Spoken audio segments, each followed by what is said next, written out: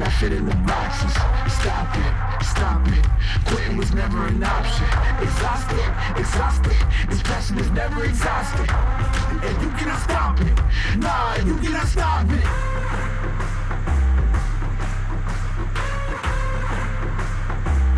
Quitting was never an option.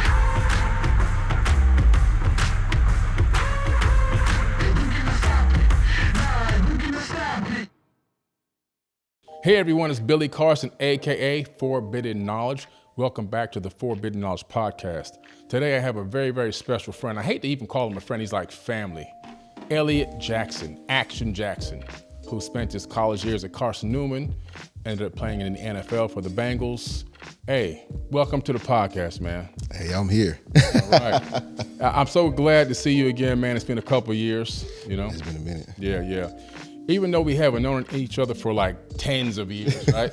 But the time we have known each other, man, we really have been like family. And I just want to tell you, man, I appreciate that. You know, how open, how great you are with conversation, how loving you are, man. You know, you just always like light up a room. And, you know, with everything going on in the world today, the world needs people like you. Oh, man. Same here with you. I mean, we've been knowing each other for years. And, man, I remember when I first met you, it was like, you was like the person in my life that made me strive to be even better in what I was doing. So, you know, just looking at you and seeing all the moves that you made in life, and I always call you the best person I ever met in my life. And man, when I say this deep down in my heart, man, I really love you to death. Like, you, man. There's no person that I know that I met that's just like you. Wow. And there's a lot of people in this world, you know, they talk and they say who they are, but I saw you for you, and I know who you really are. Yeah. And not only you just like a friend or family, but you also, man, just a brother to me too, man. So thank you, man. I just want to thank you for the stuff that you did in my life. Thank you, man. Love you, brother. I appreciate that, man. Yeah. You know, a lot of people who are just watching me for the first time on my podcast might not know who you are. So I want you to just walk us through your life a little bit, you know?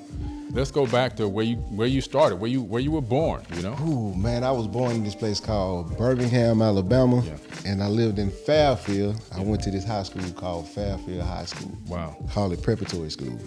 And so that's where I grew up at. Man, school, you know, I grew up not, having a lot. You know, I grew up in, poverty areas, a lot of gang violence. Yeah. A lot of killings that happened. So it was one thing that I knew I had to do something. I had to, try to make it out. And my first thing was football. Yeah. And so it started when I was actually 5 years old. So playing the Little League football, and then got to high school, played at Fairfield. Had a great season my senior year. Because a lot of people don't know I was 5'7" at one point. Wow. Yeah, I was Really? 5'7", 100 and probably about 80 some pounds. Yeah. And man, college coaches used to come up and they used to want to, see who this linebacker is. And when they saw me, they said, wait a minute, like, this is a midget right now. Yeah. So we definitely can't probably let him play for our school. Yeah.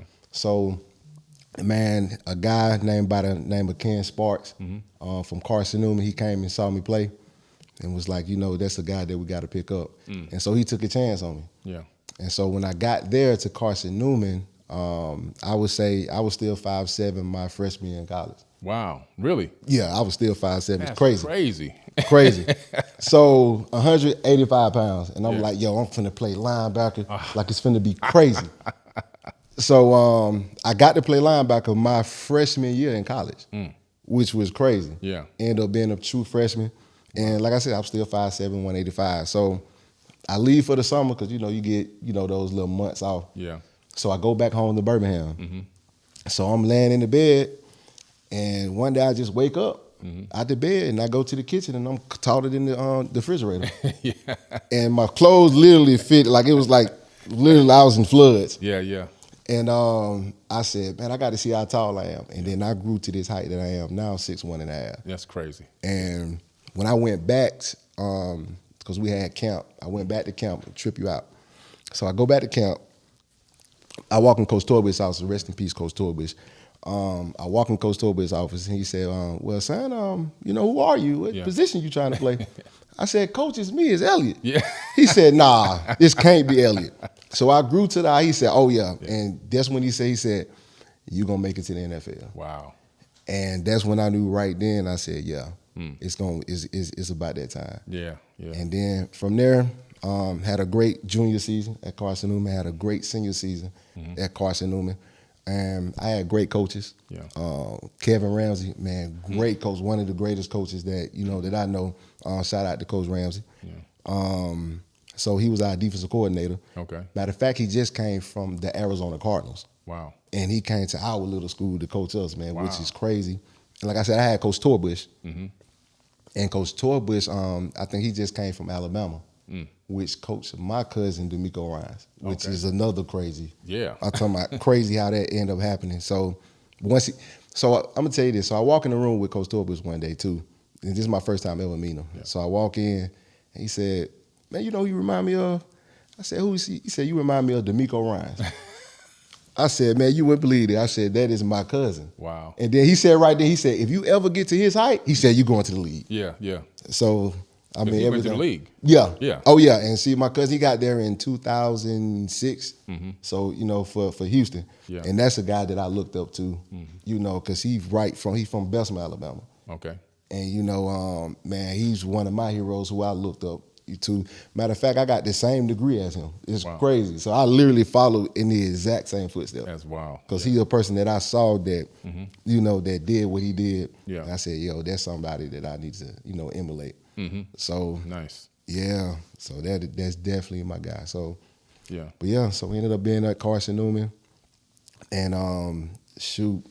now I'm just thinking that's probably the end. Because I'm from a small school. Don't know a lot of people look at D2 schools. Right. So I had like Coach Ramsey, Coach Torbush, they just like, yo, you got your pro day. So make sure you do good at your pro day. Yeah. So pro day end up running a 4.4. Wow. Vertical was like 40 inches. Bench press 225, probably about 25 times. Yeah. And man, it was just a sitting weight game. Wow. Sitting weight game. And after that, you see the draft, because the draft is in April. Yeah. So I remember I was in the room with my mom and dad, right? And the draft was going, and it was probably about the 7th round. So you got the last pick. Yeah. So they call it Mr. Irrelevant. Right. So the last pick came, I said, man, I'm about to get picked. Yeah. Guess what? I didn't get picked. Wow. So everybody in the room, my mom, dad, they crying. Yeah. I'm crying. I said, man, I think I got to be a salesman now. I don't know what to do, because football was just my only life. That's the only thing that I do. Yeah, yeah. So I said, you know what? I said, well, let me just, just try this out, and let me just do this. And so a couple months went by, still no calls, still nothing. And, who was at the Coach Lewis, then you got Coach Hugh Jackson. Shout out to Coach Jackson, man. I love Coach Jackson to death. And, man, it's having great coaches, man, like Coach Ramsey. Yeah. And Coach Ramsey introduced me to Fitz, which was the linebacker coach at the Okay. Bengals at the time. Yeah. And, man, I got a call, and that's how I got to the Bengals, man. Crazy. Wow, that's amazing. Crazy, man. Tell us Crazy. a little bit more about, like, what was your emotional state? I know you said you were crying you didn't get picked. Yeah. But as the time went on, when it really set in, like, what emotionally, how does that really feel? Oh, man, emotionally, you kind of feel like you fail. So it felt like I failed, felt like I let down a lot of people. Yeah. Because a lot of people was depending on me. Especially my mom. Yeah.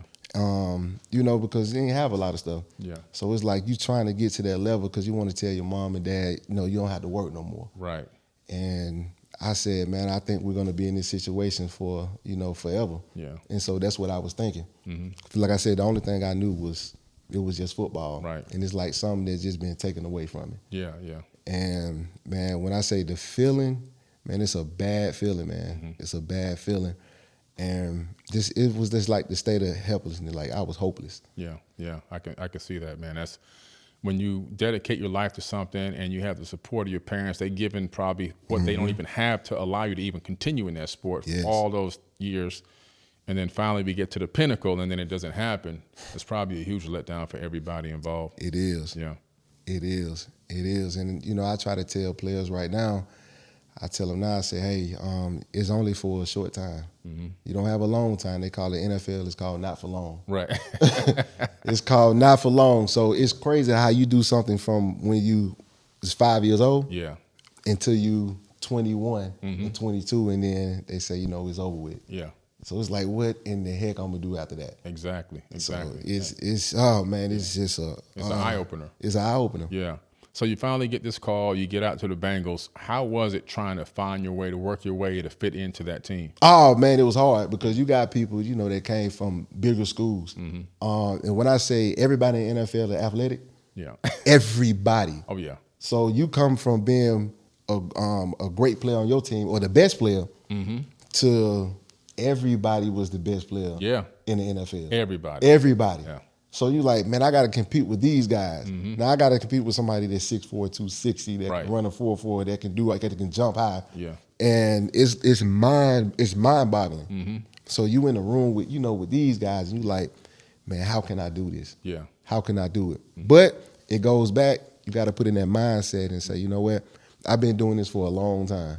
So there's nothing that I know I can't overcome. Exactly. It all comes down to really just believing in yourself. Just believing in yourself. Yeah, because once you lose that belief in yourself, it's over. It's over. Yeah. I said, I'm here. I said, let me go ahead and make the most that I can of it. Yeah. And then, like I said, I had the great coaches, man, that poured into me. Yeah. Like I said, I had Coach Torwich, I had Coach Sparks, I had Coach Ramsey. So they really instilled like, hey, it's the same thing, just go out there and work hard. Yeah. Like, just because you came from right here don't mean that you got to stay right. Right.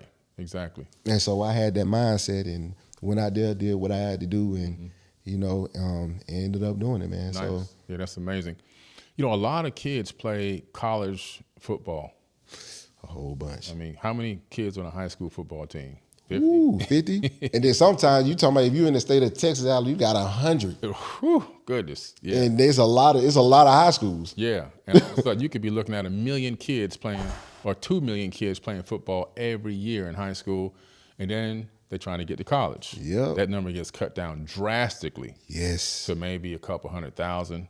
And then you got the draft, right? Yep. So it's like a bottleneck. And so what would you say to kids that are out there that, of course, you want them to be completely believing in themselves and focused and working hard, but what do you say to them in terms of maybe understanding that, let me make sure I get my grades right just in case I can have a little bit of knowledge and in case I need to move and pivot into something else in case I get hurt or anything? Man, that is so important. I seen a lot of great players when I was in high school, man, that could have been, I would say, like a Michael Vick. That could have been him, but the grades, they ain't had the grades. Yeah. They did not have the grades to make it. And this just facts, and this is the honest truth. Just because you play college football and you play at a D1 school or a D2 school, it don't matter. Yeah. That don't mean you're gonna make it. Yeah. So grades are definitely important. And that's something that I always had in my repertoire because I always wanted to graduate at the top. So grades was super important to me. Yeah. So I graduated college cum laude. Nice. Wow. And I had a vision board. So I used to write on the back of my door and say, this is what I want in each class. Yeah. But if I can't get this, let me get this. Right. And so I really worked hard. Wow. I worked hard. And I had a guy by the name of Dr. Storms. He was my stats teacher. We call it statistics. Yeah. And I'm glad I said that right because no, I get tongue-tied. So Dr. Storms, man. See, look at that. Statistics. Gotcha. So, I had Dr. Storms, and he was my stat teacher. And it's crazy how I got my name, Action Jackson. Yeah. So I was always flying around the field. I mean, a couple of games I had 20 tackles, 25 tackles. Damn. And one day I just heard my name on the intercom, and he said, Action Jackson on the tackle. Wow. And so I never knew who the announcer was. Yeah. But that's what he called me. So it's my junior year, so I'm sitting in class, and I'm in a professor class. So he's just going down the road. He called my name. Yeah.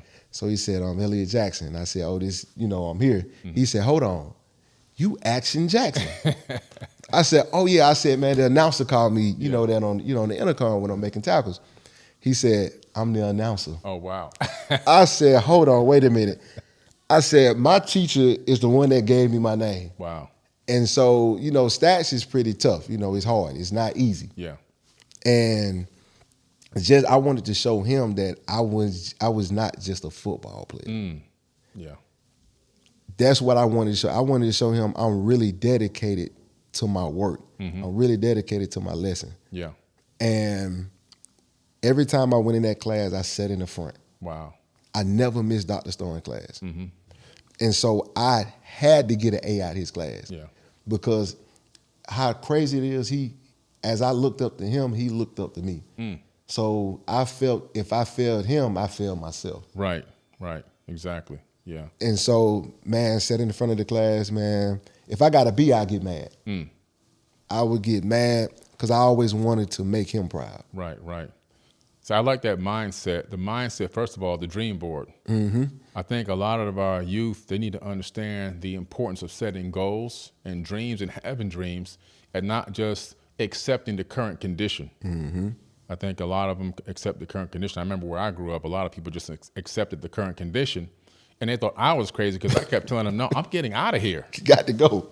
They were like, man, you ain't going nowhere. I'm like, no, you don't understand. I'm not staying here. You know, I went back to go visit probably, I would say maybe the last time I was there was probably like 3 years ago. And a lot of them who aren't dead or locked up were still in the same. They still doing the area. same thing. It's the same thing when I go home. And I'm like, damn, for real? It is wild. No goals, no dreams, just acceptance of the status quo. But for you to be able to do this dream board, how did you come up with even the understanding of the power of setting goals?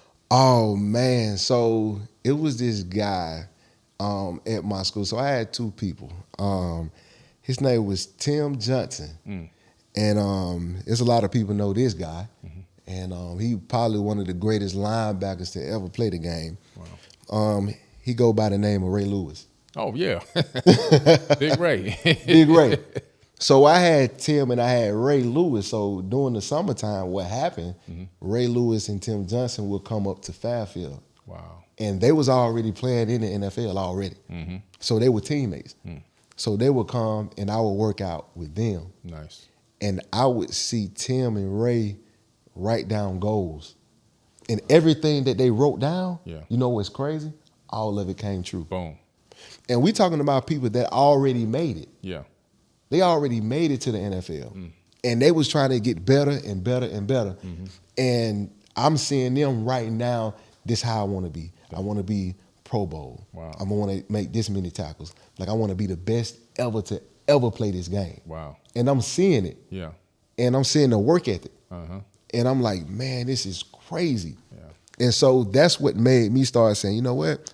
I have to write down my goals because I saw what they were doing. Yeah. And everything that I wrote down in my life, everything has came true. Wow. And it's important. It's important to write down the vision board. Yeah. It's important. A lot of people don't understand. You can't really just say it because you can just say it all day. But when you write it down and you see it, and I posted every goal on the back of my door. So every time I woke up and I was about to leave, guess what I saw? Your goals. I saw my goals. You're right there. Right there. Yeah. So when I walked out, I was ready to tackle the world. Nice. That's amazing.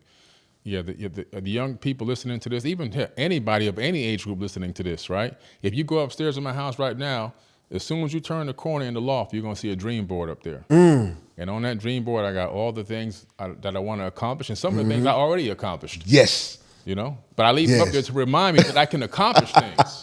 You know, I ain't going to snatch them off the board right now because I want to remember, like, and when things get hard and rough and tough and my mind get low, my frequency get low, I could look at that board and say, wait a minute now, don't forget who you are. You did this, you did that, you did that, you did that. You know what I'm saying? Sometimes you got to bring that self-love and that self-empowerment back to yourself and acknowledge yourself and be like, hey, man, you tough. Come on now. Yeah. You got to say you him because you him. Yeah. You have to. Yeah, exactly. Yeah, man, that's powerful. I'm so glad that you had that opportunity and that experience to be able to witness that. But see, a lot of people would see that, but not go ahead and use the mirror neurons to copy it. Oh, that's facts. Yeah. Oh, that's facts. Yeah. And so, but you had the wherewithal to say, look, I need to implement this in my life. And when you implemented it, it worked. And that's the power of goal setting. That's the power of mindset. It's the power of understanding, creating, and fulfilling your own destiny and not accepting the status quo, not just meandering through life, aimlessly trying to figure it out moment by moment, but actually planning and aiming for the future that you really, truly want. Yeah. That is facts. That is facts. You know what's crazy? So I remember meeting this guy, and you know, I ended up seeing him doing a lot of things, and not only that, this man never slept. Like he never slept, no sleep.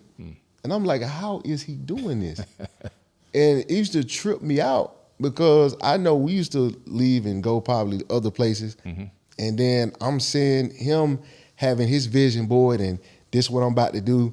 And I remember this guy, he would be gone for months and out of months and months, and I probably wouldn't even see him, and he traveling overseas again. Yeah. And then he getting back and he working hard again. So it's crazy who this person is, because I'm looking right at him right now.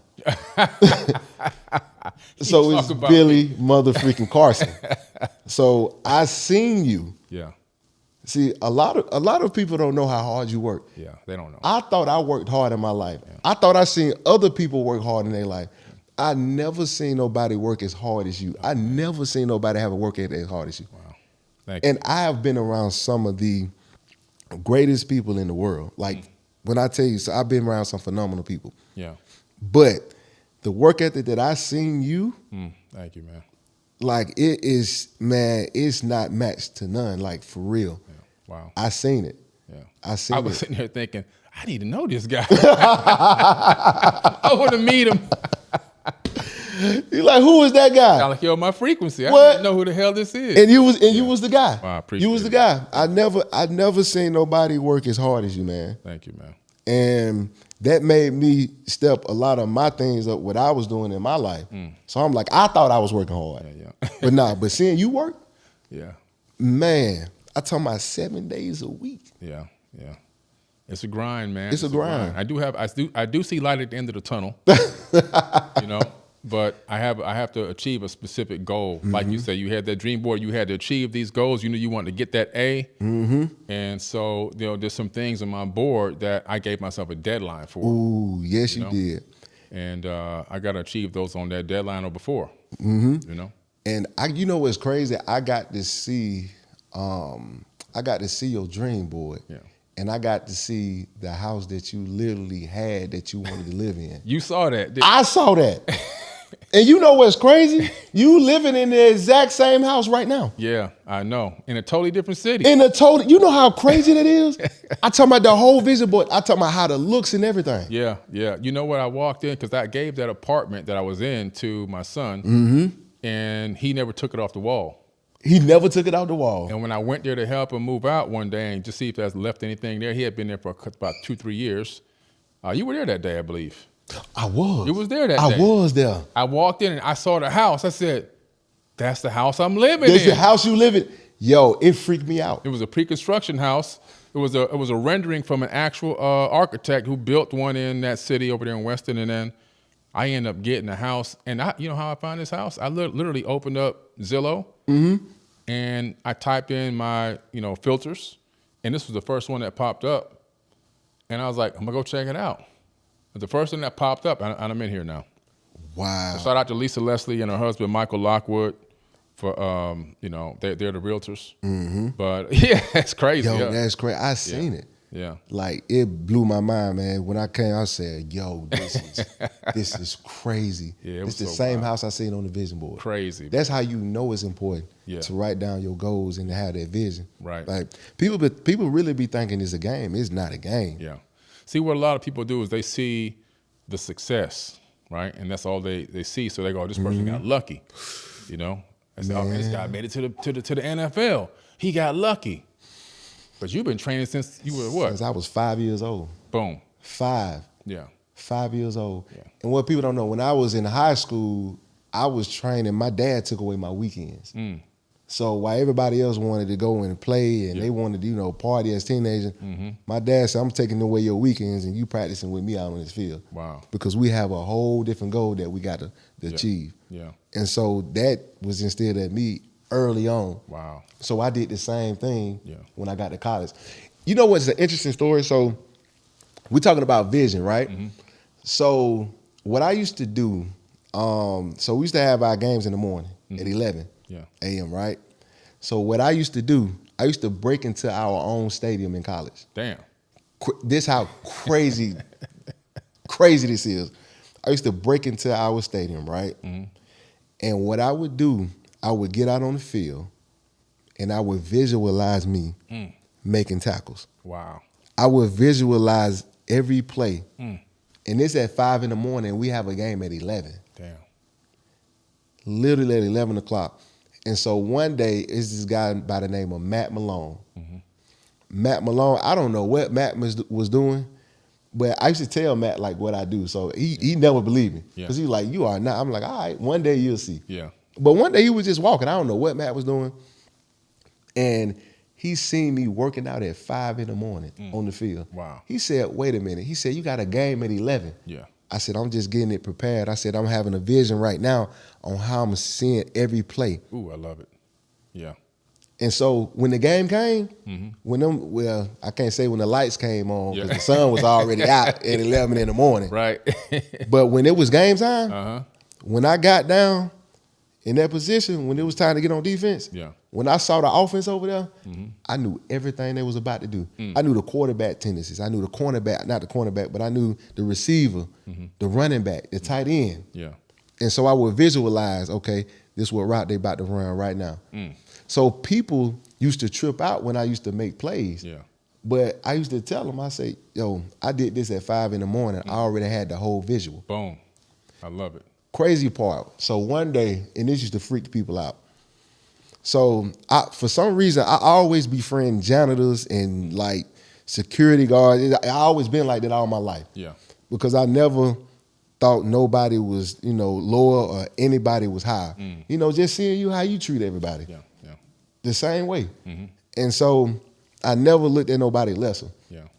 So we had this janitor called, we called him Tater. So Tater, that was my guy. Matter of fact, they probably gonna kill me. I don't care. But Tater used to go in there and get like, if I needed gloves, he'd be like, yeah, I got you. I'm gonna get the gloves for you. I'm gonna get the gloves for you. I need some cleats, Tater. I need some cleats. He'll just get the cleats, man. Me and Tater, that was my guy. So we played this team. I'll never forget. We played this team called Brevard. So I was walking out the tunnel or whatnot, and I looked at Tater. Yeah. I said, Tater, I need you to stand right here. He said, why you need me to stand right here? I said, because I said, when I catch this interception, I said, I'm going to run the ball straight to you in the end zone. Wow. He said, oh, hell no. Nah.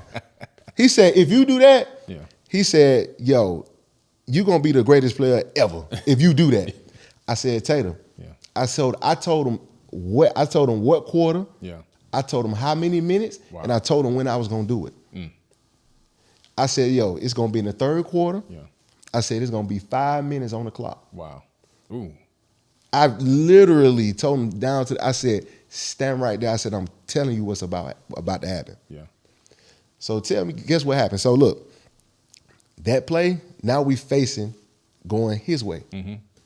Before the play happened, I called him out. I said, Tater, I said, I'm coming your way. And he looked at the clock. He said, boom. 5 minutes. I said, Tater, I'm coming your way. Wow. The ball snapped. Guess what happened? Cut back. Boom. Went in the cover 4. Yeah. Caught the interception. Ran straight to him. Wow. He freaked out. Wow. Matter of fact, the whole team freaked out. They said, wait a minute. I said, man, I told you. Yeah. And so the more to that story is I had a vision and I spoke it. Yeah. And I believed it. That's the most important thing. That's the most important. Yeah. See, when people talk, let me tell you something. When people talk about faith, when they talk about faith, they just say it. They just, Yeah. But they don't believe it deep down. No. There's levels. People don't know. It's levels to this. Yeah. It's levels. Yeah. So when I said it, I just ain't said I have faith, and then I believe deep down, and I called it. Yeah. You know how much belief you have to have in yourself to call that out. Yeah. Yeah. And when I said it, I felt like a chilling.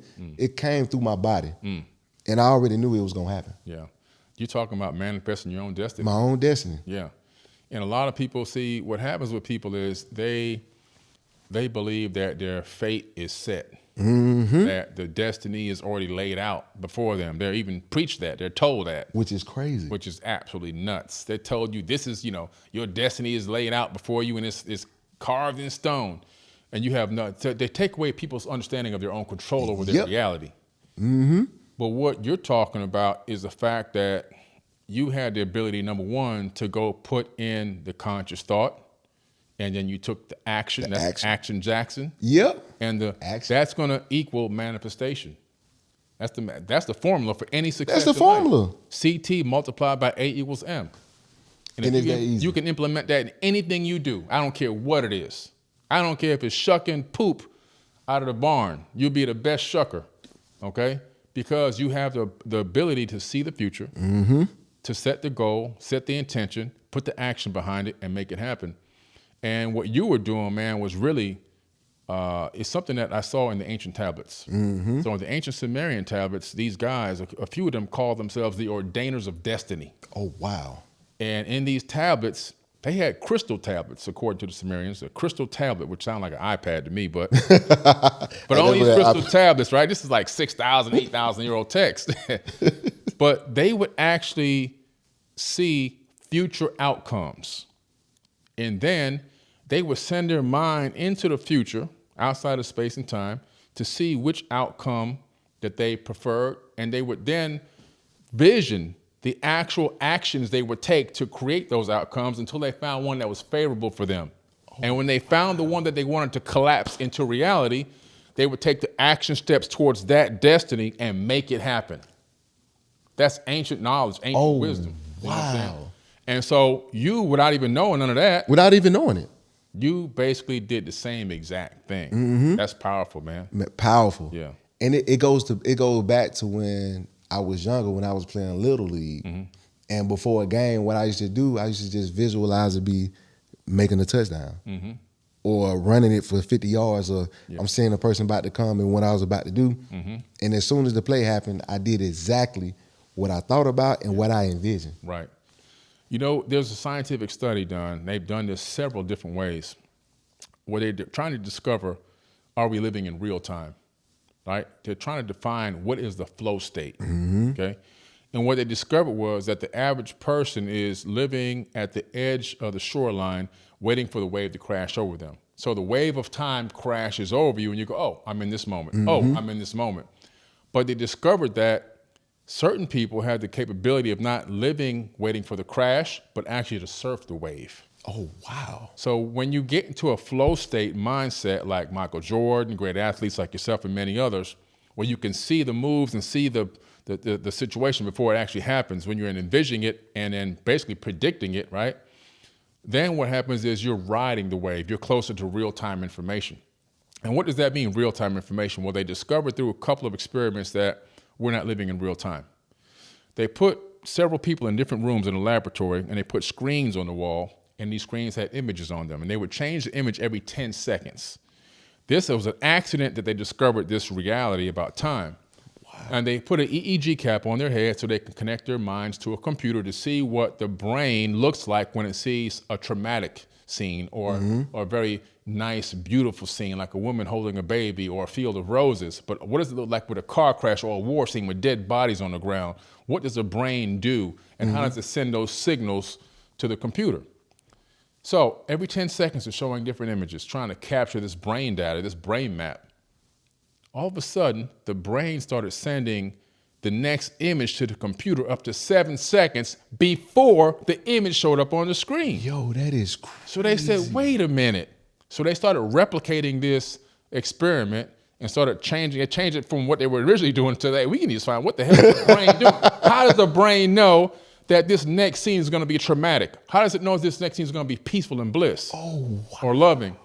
And so they said the brain is sending information ahead of the person's perception of the reality.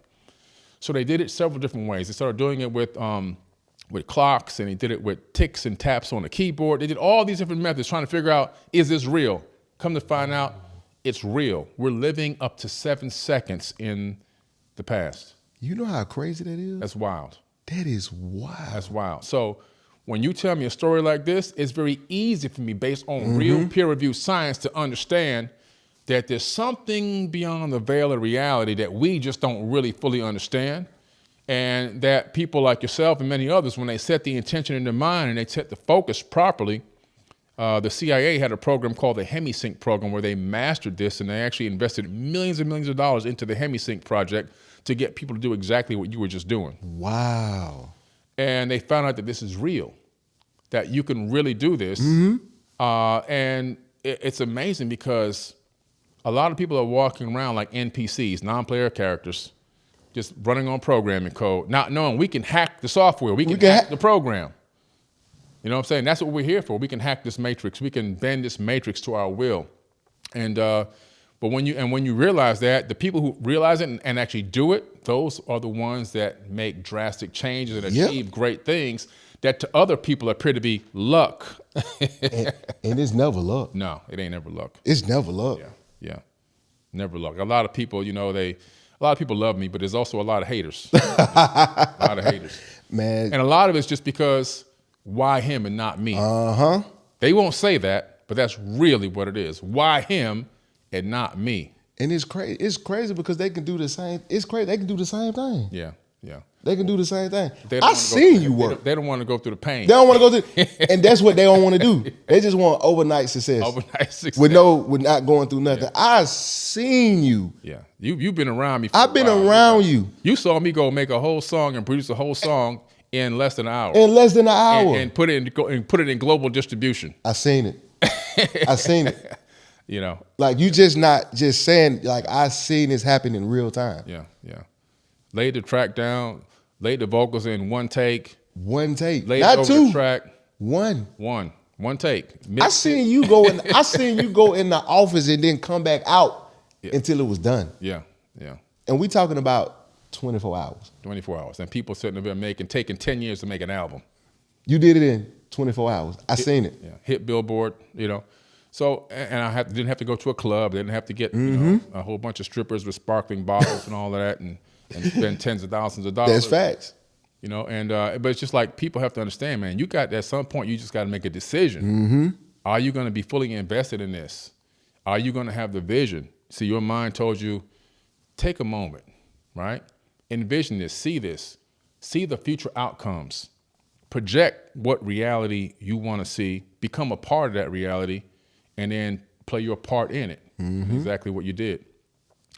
I remember you telling me, well, first of all, when we used to go hang out, we used to go eat food. Oh, man. We had some great restaurants. Oh, when I say great? Great restaurants. Oh, my goodness, man. We some great places. My God. Great places. There was one thing I started noticing. You only ate meat. I said, this guy don't eat no vegetables, no fruits. This guy don't eat no side dishes. You remember that? Yeah. What the hell? After like the fourth or fifth time, I said, wait a minute. Then I heard you say, I can't eat. I can't eat. I can't eat it. Vegetables and fruits and side dishes and all this. Why? Because you'll die. I die. Yeah. I'm allergic to it. Right.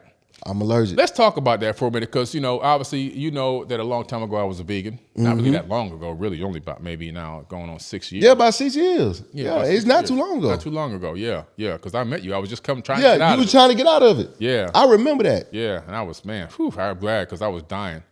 But through the process of me getting out of it and then finally having enough courage to go online and say, look, I couldn't be a vegan anymore because it was literally killing me. It was killing me. It was eating up my bones. It was giving me osteoporosis, internal bleeding. It was bad. I remember that. I couldn't do one push-up, you know, when in my first day of training. I was so weak trying to get out of that thing. I had so many issues, health issues, autoimmune responses, and all these things. And so when people finally heard me talk about, you know, look, I'm healthy now. I'm 215, right? Solid. 11% body fat. 11%. That was this morning, you know what I'm saying? I'm getting cut and I feel great, right? And so, but they hear me talk about you getting out of the diet and they, you know, and the stuff was killing me. They get angry. They get mad. Because they. And you was eating, I'm talking about that was healthy eating. I was eating healthy. You was eating healthy. You saw what I was eating. I saw it. People say, you just was eating the wrong things. I was eating the right things. things. You was eating everything right. Every single person has a different biome, a different gut biome, different blood type, different receptors within their cells and everything else. And if you think that one diet is good for everyone, You're sadly mistaken. You have to be mistaken. Yeah. Like that is facts there. Yeah. So let's talk about your diet and why you can't eat certain things. Oh man, it all started. Man, I was probably about around when I really kind of started eating. It was probably I was like 5 years old. Now this started when I was playing football. Yeah. So what was happening was I would go, and when I would play football, we was playing in grass. So I would break out all the time, and highs, and I would always itch. So I would go home, it was just excruciating. Like I'm always, every time. Now, at this particular time, too, I'm just eating meat. I'm just eating meat all the time. Yeah. And my mom was like, you know what? We just probably going to have to eat differently. So I started eating vegetables. I started eating certain fruits. And when I started eating those, my body started rejecting it. Wow. It was a couple of times that I had to go to a hospital because I was about to die. Wow. Like it was closing all this up, right? It's closing it up. Yeah. And I had to get rushed to the hospital. Yeah. And so right then it was like, okay, this has to be the food. So what happens is the doctors end up taking tests. So I never forget. I remember it like it was yesterday. And so the doctor came in, he did a test and did the scratches that's on your back. Yeah. And I remember turning around and seeing his face. And he said these words right here. He said that I was going to have to stop playing football. That was number one. Oh, damn. I said, wait a minute. I said, I'm just going to have to die on the field. I told the doctor that at 5, I'm just going to have to die. Because football, I'm loving football. Yeah. And then he said this. He said, you can't eat any vegetables because if you do, you're going to die. Damn. And he said, there's one more other thing that you can't eat. He said, any kind of fruit. He said, don't eat grapes. He said, don't eat berries. He said, the only fruit that you can eat, he said, but in moderation, he said, is pineapples. That's it. That's all I've ever seen you eat. That's the only thing you ever seen me eat. Only thing I ever was seen you eat. pineapples. That's right. That's the only fruit Yeah. that I would ever eat is pineapples. And he said, I don't care what you do. He said, don't ever change that. He said, don't think that you're going to grow out of it. He said, don't think because you older that, okay, well, he said, if you continuously eat these foods, you're going to die. Wow. He said it just like that. Yeah. I said, I heard you loud and clear. Yeah. And since I've been 5 years old, I never ate vegetables another day in my life. And the only fruit that I eat is pineapples. Yeah. I'm a witness to that. You a witness. Yeah. So crazy story. So I'm at Daima spot, D-Town. And I'll never forget I was on the beach. I'll never forget. And I think I told her of my allergies. I was like, man, I can't, eat certain. But people think you're playing. Yeah. They don't believe it. They don't believe you. Yeah. And I was like, nah, I can't eat certain stuff. I said, that's why you always see me eat just meat. That's the only thing I eat. And I eat the same exact thing every day. Every day? And I still do it to this day. You eat every day the same. The same exact thing. The same exact thing. Yeah. And so, never forget, she fixed like a smoothie. Wasn't. I wasn't thinking. Yeah. So I go in the kitchen and I say, oh man, this look good. She didn't tell me what the ingredients was in there. Yeah. So I'm drinking. I'm like, man, it's good. I looked at it, I said, so what you put in this? Yeah. She said, oh, I put berries. I said, you put what? Oh, man. I said, take me to the hospital right now. Yeah. I said, oh, it's over with. Yeah. Soon as I said it, I started breaking out. Yeah.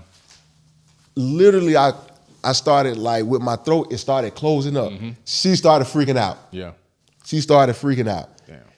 Glad that I was able to do everything, get to the hospital or whatnot. Yeah. But man, that was the scariest that she ever been in her life. Wow. And that day, she was a believer. Yeah. Yeah, you almost got killed by a smoothie. It's crazy. I almost got killed by a smoothie. From like a person that I love to death. Right, I almost got killed by a smoothie. Right. The thing is, people got to understand that every person is totally different. Totally different. And in your particular situation, there's no way you can ever become a vegan or a vegetarian. I can't. It's not going to happen. I can't. And it's so crazy because like how my body is now, you would think that I'm a vegan. Yeah. And like I'm literally the same body fat as you are right now. Yeah. And I'm like, I tell people I eat the same exact thing every day. Yeah. I go to the doctor, they say, man, you are healthy Yeah. at the age that you are right now. Like, keep doing what you're doing. Yeah.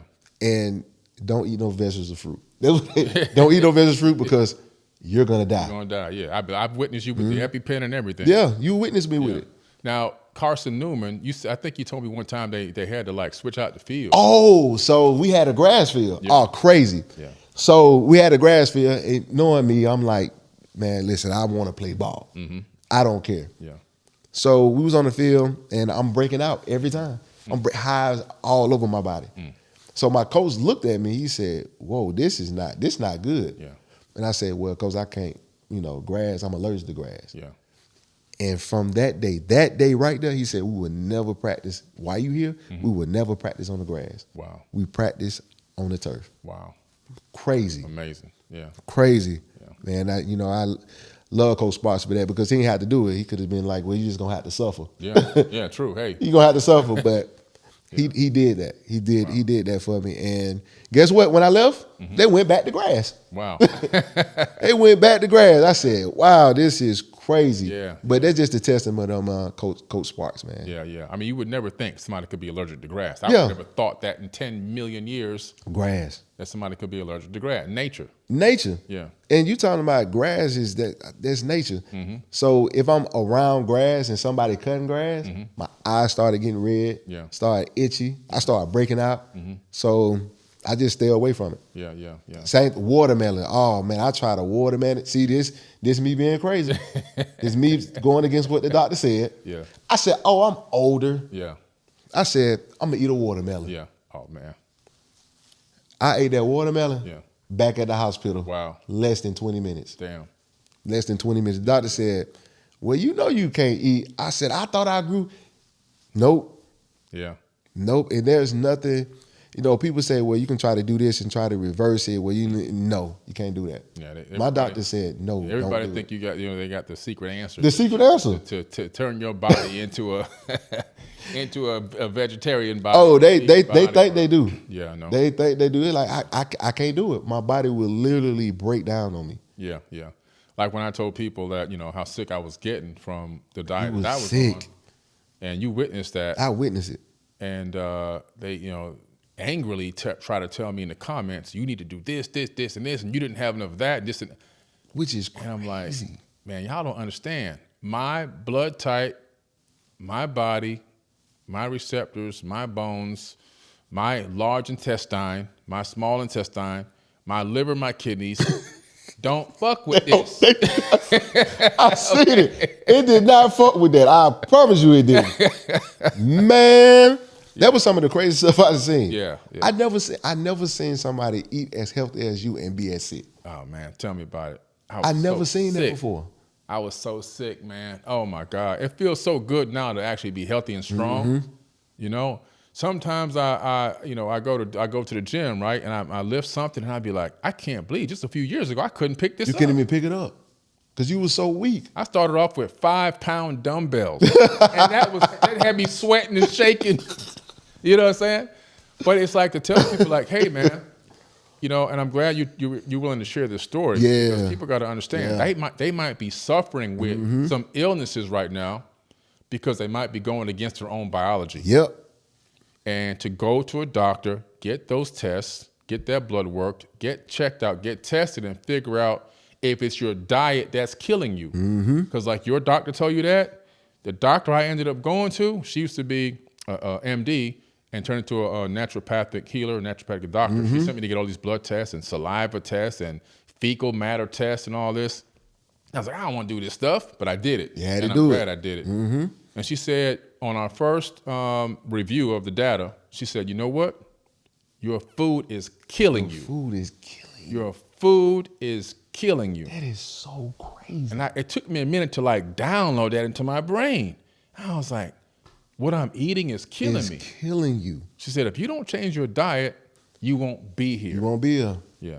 And we need you here. Yeah, I appreciate it. Man, we I need you here. Yeah. Man. So that's a trip. So I'm glad you were able to share that information because people need to see, man, there's so much going on out here. There's so many different people, so many different bodies and biomes and And biology works totally different in different people. Yep. So yeah, that's powerful, man. So yeah, my diet, especially with that when I was eating. So the crazy part, when I was eating that, like my hands, they used to peel. I mean, I got great hands now. My hands is great, but it was what I was consuming in my body, and then I just couldn't take it. Yeah. And that was the fruits and the vegetables. Yeah. And my body was so crazy because my body was showing me that you can't eat these Don't things. eat this. It was like, yo, you can't eat it. Yeah. And I was going against the grain. And when they did that test on me, I said, okay, this is real. Like, you can be allergic to food. Yeah. You can be allergic to healthy food. Yeah. Healthy food. Healthy food. Where everybody tell you, eat your vegetables, and you're going to be strong, and everything going to be okay. That's not true. Yeah. It's for certain people have certain body types. Yep. And they would say, if you're overweight, well, eat this. And then you start eating it, and then they be in the situation what you was in, how you was eating healthy, and they getting worse. Yeah. And you like, yo, you got to change your diet because what you are eating is killing you. Yeah. Powerful, man. Yeah. So, yeah, but we're gonna pivot. But I'm glad you shared that with us. You know. Oh yeah, a lot of people need to know that. Yeah. Because it's crazy. Because when I'm at certain tables, they just like, well, so you're not gonna get a side, or you're not. I'm like, nah, I just eat fruit. I'm not fruit, but I just eat meat. Yeah. And they trip out. Yeah. And you know the first thing they say, you lying. I know they don't. They don't believe it. I'm like, man, if I eat that, I'm going to the hospital, y'all. So I don't even chance it. I'm the witness. You the witness. I witnessed it for years. I already know. Years. I'm like, no. Yeah, man. So let's go into, obviously, so you went to the Bengals. How'd you talk about the reality of going from 5 years old, playing nonstop, all the way to making it to the NFL and playing, and then one day, everything ends? Ooh, man. So I went through a depression. I went through a depression because that was the only thing that I knew.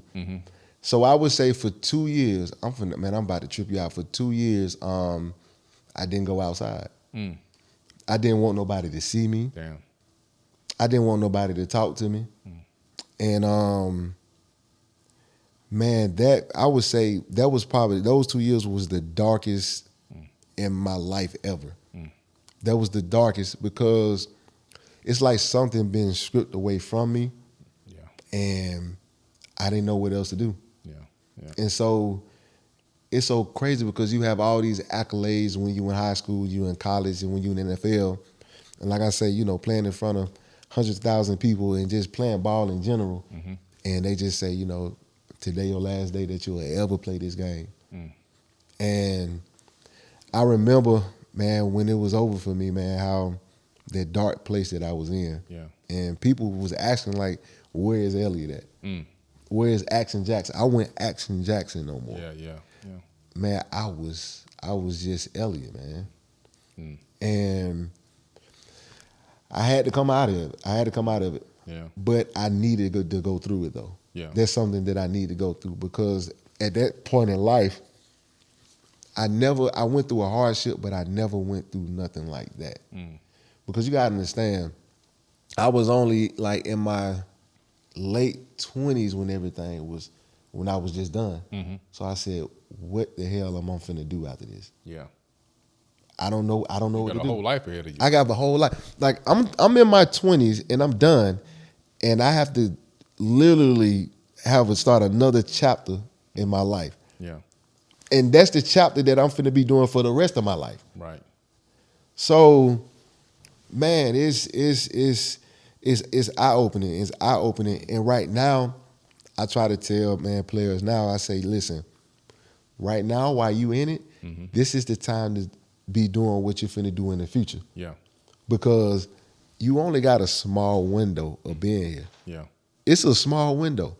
So you got to make everything that you can of it. And you got to have a plan. You've got to have a plan for life after football. You have to. And that's what we was talking about, grades. Grades and saying, okay, well, this is what I need to do. Because to be honest, when you get done, it's kind of, not going to lie, it's kind of hard going from making $15 million a year, $20 million a year to making nothing at all.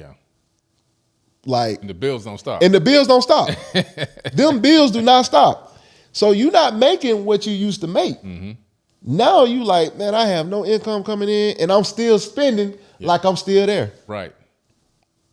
So now that's another part that you gotta, you like, hold on. So I'm not making this money, and that's where a lot of players, you know, they end up going broke because they don't have that plan. Yeah.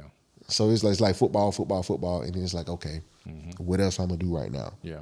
And yeah, like I tell them now, like right now, you need to be planning your future because when you retire, you don't have to go through a depression like I went through. Yeah. You can say, okay, I'm done. But I already know once I'm done, this is what I'm about to do right now. Yeah.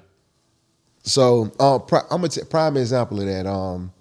Man, you got the Kobe's. You got the Kobe's. You got the LeBrons. You got the Michael Jordans. You got the Magic Johnsons. And shout out to Magic Johnson. Magic Johnson, man, taught me a lot. Taught me a lot. Magic taught me a lot, especially when it comes to business. Yeah. When it comes to real estate, when it comes to buying companies. And he taught me a lot. Magic, I never forget Magic ended up coming to Birmingham, Alabama. And I actually had to introduce him to the people. It was for the A.G. Gaston Boys and Girls Club. That's how me and Magic got, you know, tight with each other and whatnot.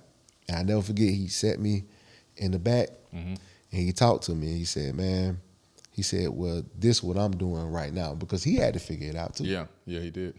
And he said, man, there's nothing greater than being an entrepreneur. He says nothing better than real estate. There's nothing better than being a business owner. And man, he sat me down and he said this. I'm finna trip you out. He said one thing. He said, listen, once I got to the pinnacle of what I was doing, he said, I started using other people's money. Yeah. I said, what? What? Yeah. What? He said, I started using other people's money. He said, other people's money, meaning by my credit. Yeah. Meaning by I'm having partners that come in. He was like, man, he just taught me the game. Yeah, nice. And I just started implementing what he said to me. Yeah. And that actually really kind of brought me out of my depression. Nice. He came like at the right time in my life. Yeah.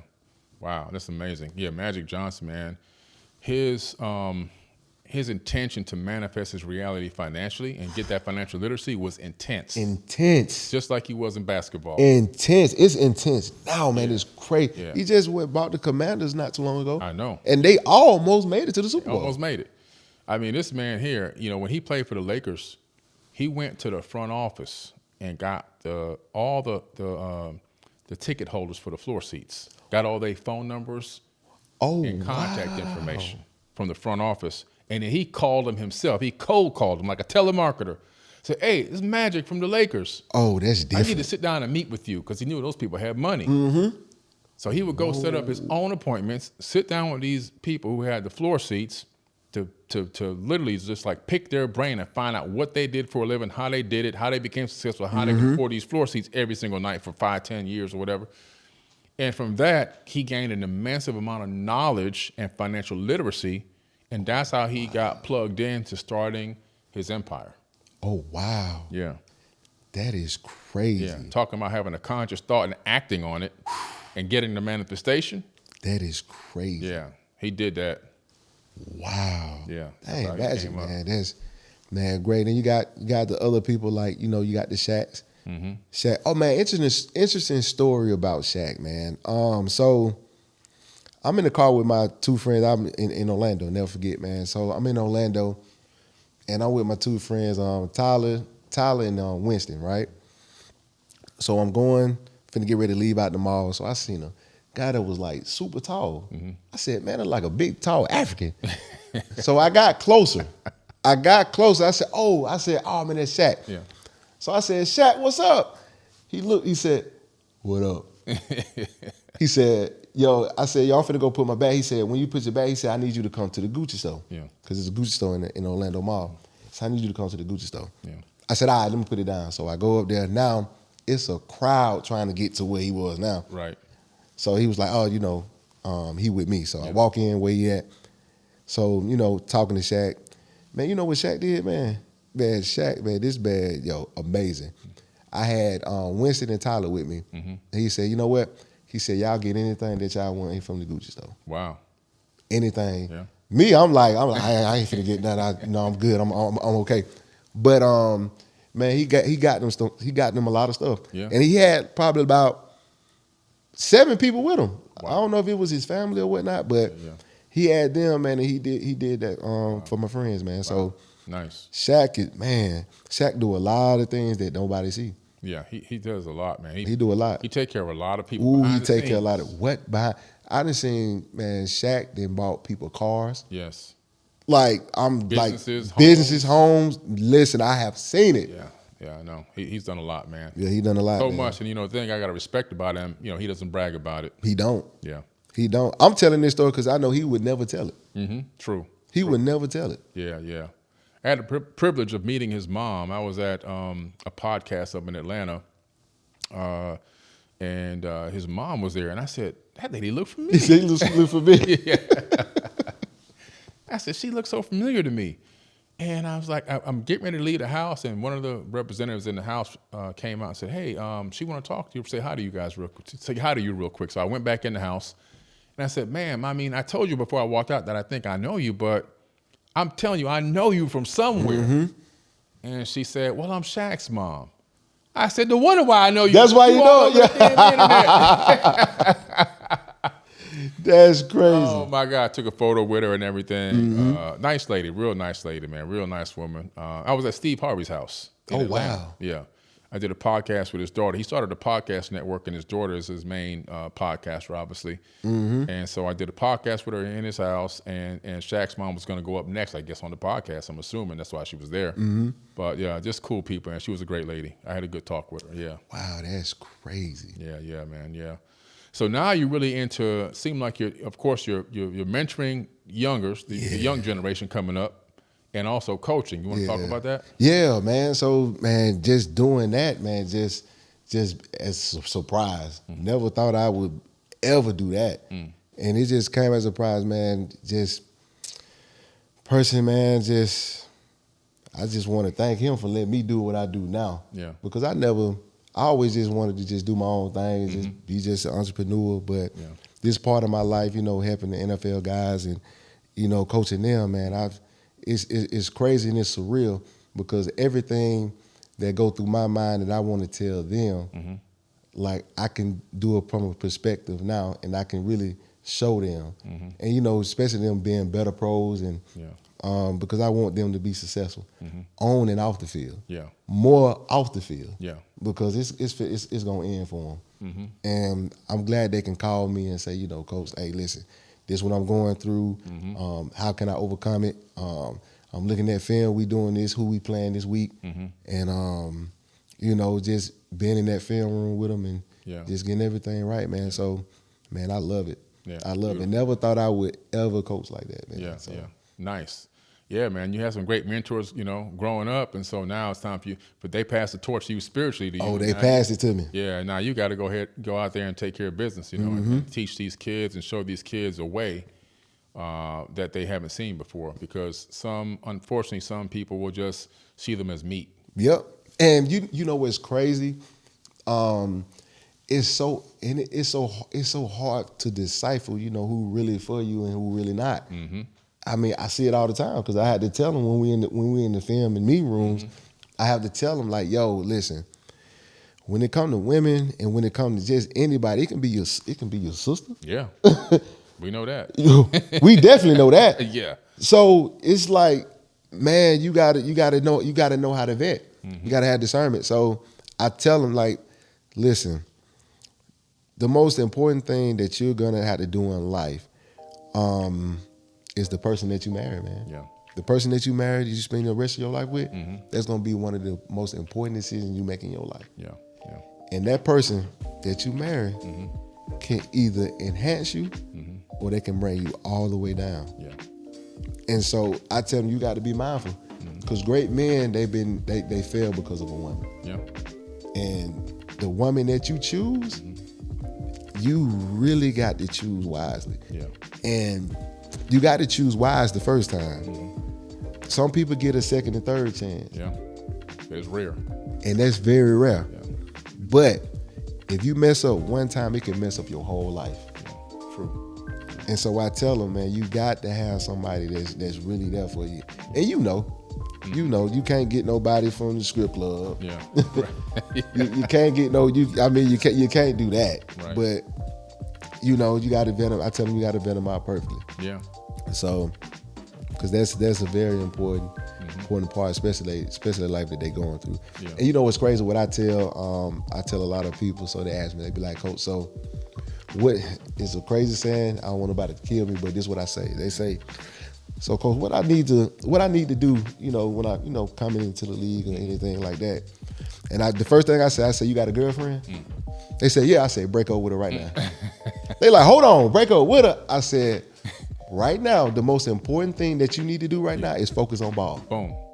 Yeah. I said, the person for you, they gonna come. I said, but what I see is normally when the player does not do good, I said because they have other stuff that's going on. Yeah. I tell them that your playbook should be your girlfriend. So what's gonna get you on the field is that playbook. Yeah. You gotta eat, sleep, and breathe that playbook. It becomes a complete lifestyle. A complete lifestyle. When I say complete lifestyle. And there's one guy, man, that he just signed for what, 30 million? 39 million? Yeah. His name Brandon Stevens. He played for Baltimore. I think he's with the Jets right now, but that's what I told Brandon. So Brandon called and I was talking to him, asking my guy, that's my brother, man, Ski McGuire. Ski, and he actually introduced me to him. And man, we got on the phone and he was like, you know, Coach, what do I need to do for I can be successful in the league? Yeah. And I don't coach him, but he's like, Coach, I said, Brandon, you got a girlfriend? He said, I don't have a girlfriend. I said, good. Yeah. Don't get one. I said, do not get one until your second year in the league. Yeah. I said, because right now your focus just need to be ball. Got to get established. You got to get established. You went third round, established. You got to get on the field. I said, if you listen to what I'm saying, I said, get in that playbook. I said, watch film until you fall asleep on the film. Yeah. When you fall asleep, that's when you know you're watching film. Yeah. I said, if you want to play your rookie year, that's what you got to do. And he took everything in. Yeah. And he been playing ever since his rookie year in the league. Contract year came up and he just signed for 30-some million. There you go. And I think Brandon ended up getting literally a girlfriend like the second year. Wow. Third year. But he secured everything that he needed to and he stayed focused. Got the bag. Got that bag. Yeah. Got to go get that bag. So, man, shout out to Brandon, man, just for listening. Because you got some people, man, they don't listen to that knowledge. So it's just like, oh, this is just something, I got it. Yeah. But he really took that. And you see what, you know, the part that he in his life right now. But, man, I'm glad he listened. Nice, man. Nice. This has been a great conversation, man. We got to turn this into a series. So we got to turn it into a series. I don't even want to stop talking. Yeah, I know, right? I can talk for hours, man. This is my passion. This is something that I love. So Yeah. we got to turn this into a series, man. Definitely. Tell whoever's looking out there right now, whoever's watching, some of the youth coming up, they're in college, you know, they're trying to come up, they're trying to get to the next level. What's the best advice you can give them besides no girlfriend? What else is there? That's some great advice. Them arguments and those fights, they're gonna destroy their whole career. They ain't gonna even get started. But what else could you? What else do you recommend for the youngins coming up? You know, that want to get a foothold and have a chance. What I tell them, man, focus and study the greats. Study the greats before you, and look at the people that's doing those things that you want to do in life. Like I said, I had people like you. You know, after I got done, I still was looking at you and seeing what you was doing, and it made me pivot and say, man, like, I have to do what he's doing to even achieve anything else greater. So I would tell them, man, get with somebody, get with a mentor that, man, that's really gonna teach you the game. Yeah. Because that's really the important part to it. Yeah. Is getting with somebody that's doing what you like to do and seeing that vision for you, so it makes it a lot easier. Right, true. Great. Where can everyone find you on social media and so forth? Oh, man, you can find me at Elliette Jackson. It's ELLIETTE. Jackson, JACKSON. And, yeah, I know my name kind of spelled a little different. It's not ELIOT. A little different, yeah. Yeah, a little different. I like it. Yeah. I like it. But, yeah, man, you can check me out on Instagram. And, yeah, man, follow me, DM me. I got y'all. Nice. Beautiful, man. Y'all heard it here from Elliette Jackson. He said, when the student is ready, the teacher will appear. When the teacher is ready, the master will appear. It's been another great Forbidden Knowledge podcast. Thank you, Elliette. Thank you. I got a gift for you, man, before we go. Oh, I got a gift. Yeah. God dang, B done got me a gift. I got you a gift. This guy always we can stand up. gift. These are esoteric watches, so I just want to give this to you. And this is our esoteric brand watch. Time of design. Yo, this hot here. Oh, you did that. It's a real watch. It's a real watch. Yo, B, man, come on, man. I love it. Thank you, man. Thank you, brother. Appreciate you, man. You know what? All right, so, that's a wrap.